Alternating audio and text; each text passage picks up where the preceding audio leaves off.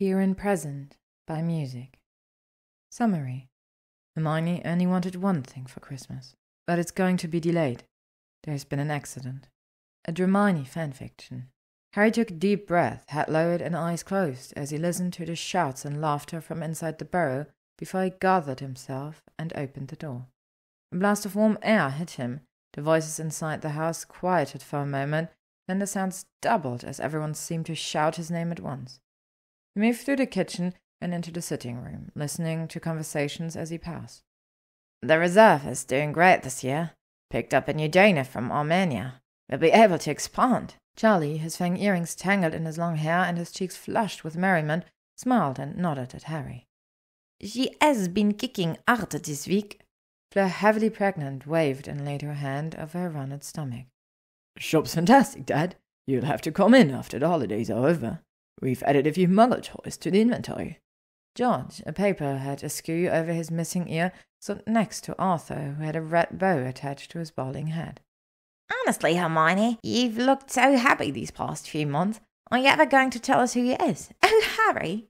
Ginny jumped up from the footstool beside the fireplace and wrapped Harry up in a hug. It's about time you made it. Talk to Hermione. Tell her to tell us who her secret man is. We're dying to know. Harry burrowed into Ginny's hair, smelling leather oil and broom polish beneath the vanilla and flour of Christmas baking. He clung to her, arms tied around her waist, long enough for Ginny to stiffen and push him back. She looked up at him, her face creased with worry. Harry, what's wrong? Harry looked over Ginny's shoulder at Hermione, who had her eyes locked on his face, her fingers dug into the arms of the overstuffed chair.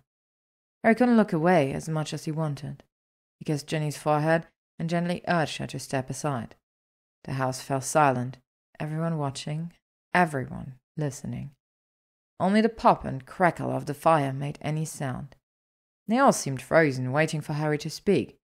He moved to the fireplace by Hermione and cleared his throat roughly. There's been an accident, he said. Colour drained from Hermione's face, and she shook her head, her long wild curls catching at her shoulders. Harry grasped for her hand and clutched it tight. Hermione, I'm so sorry. I'm so sorry. There's been an accident. Hermione's nails clawed in the back of his hand. Harry inhaled sharply and met her eyes, dark and hollowed already. He cradled her hand in both of his, forcing the words out of his throat. It's Draco. He had a gun. Anthony struggled to sit up in the hospital bed. A white bandage around his arm had spots of scarlet on it, and his bare chest was purpling with bruises. Anthony flailed one hand towards Harry, his face dark. Fucking muggle boss had a gun. It was like Malfoy never saw one before. He stepped right in front of it. Anthony's voice broke, and he rubbed his head, his entire body quivering against the thin pillow as the machine beside his bed beeped faster. I couldn't stop it, right in front of it, and he didn't make a sound when he went down, just hit the floor and blood everywhere. Not one fucking sound. He didn't even know what it was. Anthony dissolved into harsh, racking coughs. It was my fault, he said, nearly sobbing. He said he had to get somewhere. He had dinner or something to get to, and I made him to go to the shops with me. Partners, they had out, and I wanted his advice on what to get Derek, and I made him come with me, Harry. I made him come to Muggle London because he was my partner, and I said he had to come with me, and it's my fault. Harry caught his fists into his pockets and ground his teeth together. The machines by Anthony's bed let out a shrieking alarm. A pair of Medi-wizards rushed into the room, and he stepped back to let them work. At the door, a healer crooked her finger to call him closer. Or Potter, or Malfoy's in surgery, the healer said in a low voice. It's hard going. You should contact his family just to be on the safe side. Harry shook his head. There's no one to contact. The healer raised her brows in surprise. Really? Right before he went under, he said something about his niece. He doesn't have a niece. He doesn't have any immediate family. Everyone's dead. That's odd, the healer said. Possibly head injury. Then we'll keep an eye on that. He was very emphatic. Kept saying, my niece, get her, my niece. Harry stared at the healer for a long moment, breath stuck in his throat, and he gave a choked laugh. Hermione, fuck, that's who she's been seeing. Cut himself off and nodded at the healer. Oh, I know who he meant. I'll get her. The crossed wand and bone symbol on the chest of the healer's robes flashed bright yellow. He touched it to stop the flashing, then looked at Harry, her face set in solemn lines.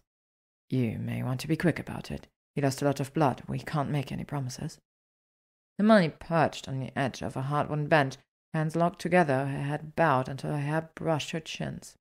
Harry took a seat beside her and wrapped his arm around her shoulders. With a strangled whimper, Hermione twisted to fling her arms around him. She burrowed into the crook of his neck, crying. On the other side of the waiting room, Molly looked up from her knitting and Ron half rose from his chair. Harry gestured them back and patted Hermione's hair as she clung to him. They haven't said, she wailed against his neck. They haven't said a thing. That's good, though, Harry said, hiding a grimace of uncertainty in her hair. That's good. If dealers haven't said anything, that means there's nothing to say, right? I mean, if it was bad news, they'd have told us. Ron rolled his eyes and mouthed an insult at him when his words made Hermione shriek into his jumper. He pounded her fists against his chest and sat up, flinging her hair back wildly. He should have been with me, she mumbled. She screwed up her face, sniffing hard, and took a shaking breath. She stared at the door of the waiting room, another tear tracking down her cheek to fall into the damp spot on her blouse. He was supposed to be with me. That's what I asked for, my Christmas present. It was the only thing I asked him for. To come to dinner at the Burrow so we could announce, so we could tell everyone. She twisted her hands, palms rubbing and knuckles cracking. We were going to tell everyone about us. We were ready. It was going to be my present. All of us, everyone I love in the wizarding world, all together. Her voice shattered. Harry drew her in to curl against him again. Hermione clutched at his jumper. I can't lose him. I can't lose anyone else. He stroked her hair and exhaled slowly, unsure of how to respond. There didn't seem to be anything to tell her that would reassure her. Till he got word from the healer, there wasn't anything he could say. He held her, let her cry, and shook his head silently each time someone, Ginny, Percy, Angelina, Bill, came into the waiting room to take their turn at the vigil. He had no idea how long it was until young Musyc came to the door. Everyone in the room went still. Hermione stiffened in the circle of his arm like she'd been petrified. The Musyc gave a nod, checking the charge she carried. Mrs. Malfoy. No one corrected her. Hermione looked up, her hand locked so tight around Harry's that her nails dug into his flesh. The Musyc frowned and beckoned with her chart. Come with me. Everything under control, Frank? Harry asked as he wound his scarf around his neck and smashed a woolly hat over his messy hair. Frank Lambswool, an hour with nearly 30 years in the department, nodded. Put his feet up on a desk and gestured to the stack of magazines next to the tea kettle that was gently steaming out of its spout. Nothing to worry about, he said. Usually quiet right before Christmas. Seems like even the criminals want to behave just so they don't lose out on presents. Never you mind me. I like seeing the young'uns have a good time with their families. Gupta will be in later and she'll trash me at checkers again. Holiday tradition and all. Go on and have your fun. We'll hold the fort. All right, then. Harry pointed to the silver badge pinned to his coat. Don't forget to call if you need. Frank made a face, then scrabbled through the papers on his desk before holding his badge up with a grin. If it had teeth, it would have bit. Over down! Assistants, damn it, somebody help! Harry and Frank both froze as their badger screamed out in Anthony's voice. They stared at each other, eyes wide and mouths agape. The badger shrieked a klaxon before Anthony shouted through it again. Over down! Potter, Lambswool, Gupta, whoever's in the office, hurry, Malfoy's down! Harry slapped his badge, silencing the alarm. Anthony, we're on our way. Harry peeked around the corner of the door into the hospital room. A dozen tubes and wires snaked out of Draco, leading from his mouth, nose, and arms. Draco was ghostly pale, even against the crisp white of the bed linens. The only spot of colour to him was the broken, faded dark mark on his left arm. Hermione, curled into a chair at his right, clutched his hand. She had her head bent to the bed, and her shoulders were shaking. Harry checked the machines by Draco, holding his breath. Each was lit up, quietly beeping or humming, and exhaled sharply, loud enough to make Hermione snap her head up. Harry gave a soft, unconscious grunt at a tear staining her cheeks and her red, swollen lips. Is he? They don't know. Her words were barely a whisper. She looked at Draco, stroking his hand. They said. They did everything they could. The blood loss is shock they don't. Voice caught, and she shook her head without looking away from Draco's face. Wait until the morning, they said. See if he lives through the night. Her face crumpled, and Harry took a step towards her, but Hermione sniffed hard, scrubbed her eyes on her shoulder, and lifted her head. I'm all right. she said softly, her voice trembling with every word. I'll be, as long as he's still breathing, I'm all right. Harry coughed quietly and fidgeted with the temper of his glasses. Is there anything I can do? Want me to go back to yours, get a change of clothes? Any message for anyone? Practically every Weasley in the world is out in the waiting room. Hermione managed a small muffled laugh and a quivering smile. Tell them I'm sorry, and tell them to go home. They shouldn't miss out on everything for me, and make sure Ron doesn't eat all the apple pie. I rubbed Draco with it to get him to come to the party. We have to save a piece for him. One of the machines beeped, the green lines on its monitor fluttering. Hermione focused her full attention on Draco. I'm here, she murmured, brushing his hair back and stretching to press a kiss high on his cheekbone. I'm here, love. Stay with me, Draco. I'm right here. It seemed as though she'd forgotten he stood there, and Harry slowly backed out of the room. He watched her from the hallway for a moment, contemplating the strained, worried love in Hermione's face. Felt his pocket, then hurried to the waiting room. You hear about Malfoy? The Mediwitch looked rushed and bothered, and Harry almost fumbled the clipboard she shoved at him over the counter of the tall central desk. Sign here to collect his belongings. Harry clutched the clipboard, staring at a list of items.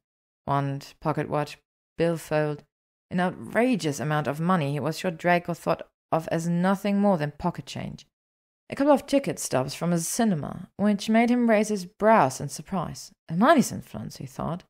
Draco had to be near desperately in love with her to get to a Muggle cinema. Harry looked at the next item on the list, and he sucked in a breath. A velvet box. Contents. 1 ring. Harry shut his eyes and swallowed hard. There was no question who that ring was for. Not now that he knew. He signed the form with a massive flourish. Harry James Potter, head aura, and the Mediwitch handed over a clear sack. Harry took it back to the waiting room and rifled through it, pulling out the small box. He handed the bag to Frank. Back to the office, usual procedure. Have one of the lab wizards go over it, just in case. And that? Frank asked, tilting his head at the box Harry held. Harry turned it around in his fingers, then shoved it in his pocket. If it went with the other evidence, it wouldn't emerge from the ministry for days. There wasn't time for that. Oh, what box? He said. I didn't see Malfoy's gift for his girlfriend in there, did you? Frank hesitated, then shook his head slowly. Don't have my glasses, he said. Didn't see a thing. He tried to get her to go home, but nothing would stir her. Finally, Harry had badgered one of the Mediwitches into putting a camp bed in Draco's hospital room. Hermione had slept there for 3 days, her only actions to hold Draco's hand and watch the machines that beeped and pulsed as he fought for life. Harry never asked what she said to Draco, never questioned her right to be there at Draco's side. He, of all people, knew how strong a force love could be. If anything could bring Draco back from the grasp of death, it would be that very strength, the strength of Hermione's love. Christmas morning, Harry knocked on the edge of the door and lifted a hand in greeting when Hermione looked up. He's looking good this morning, Harry said. Hermione managed a bit of a smile. Her fingers threaded through Draco's, and her eyes glimmered with bright tears when Draco's hand twitched as if he was clinging to her. He is, he said. Look at that. He's been doing that for the past few hours. He might come back today. Wouldn't that be a wonderful present, Harry, don't you think?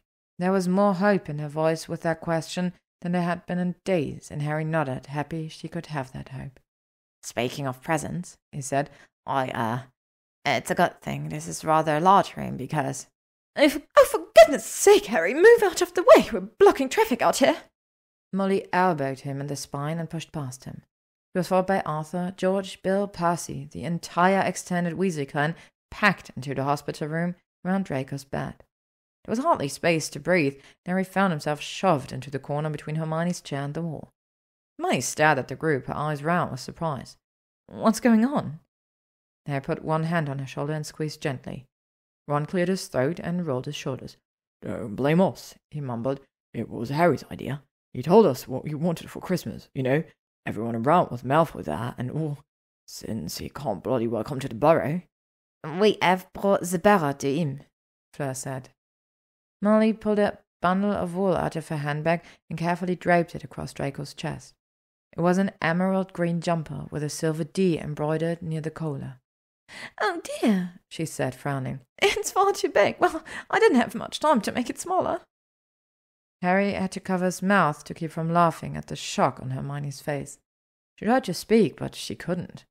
Her mouth moved, but no sound emerged. Not then, and not for any of the other presents that the Weasleys brought forth.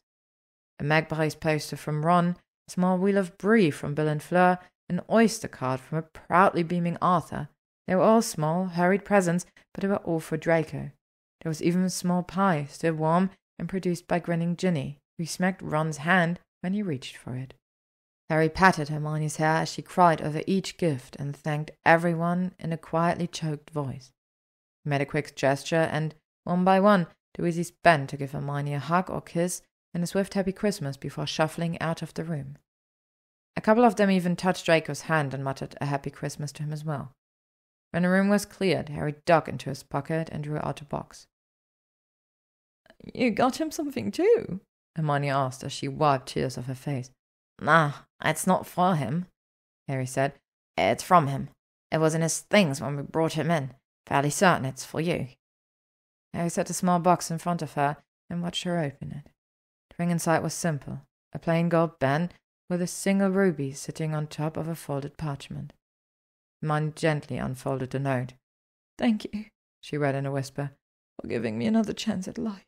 She pressed the note over her heart and sucked in a shuddering breath before sliding the ring on her finger and taking Draco's hand again. As if Harry wasn't in the room, she leaned over Draco and pressed a slow, lingering kiss to his forehead. "I love you," she said. "Please come back. That's what I really want for Christmas, Draco. Another chance at life." One of the machines beeped, and again, and louder, faster, and louder, and Draco's eyes opened. He croaked. His brow slowly knotted, and he gave a soft grunt. "Order?" Over Hermione's shriek of joy, Harry laughed. "Look, Malfoy," he said, shaking his head. "There's no way of getting out of a Weasley Christmas, even by getting shot." Draco's expression stayed blank and confused, and Harry laughed again. "Later," he said. "Much later. Hermione, kiss your damn boyfriend, won't you?" She was moving almost before he could get out of the way. He didn't try to say another word. Not that she would have heard him in any case. He slipped out of the hospital room and slumped against the wall in the hallway, swearing and muttering gratitude to whoever might be listening. Draco was going to live. Harry stepped aside for Healer rushing to Draco's room, and he went to tell the Weasleys that Hermione had got her Christmas present after all. The end. Thank you for listening to Here and Present by Musyc. If you'd like to stay up to date on upcoming chapters and stories, you can follow me on YouTube, AO3, or Spotify.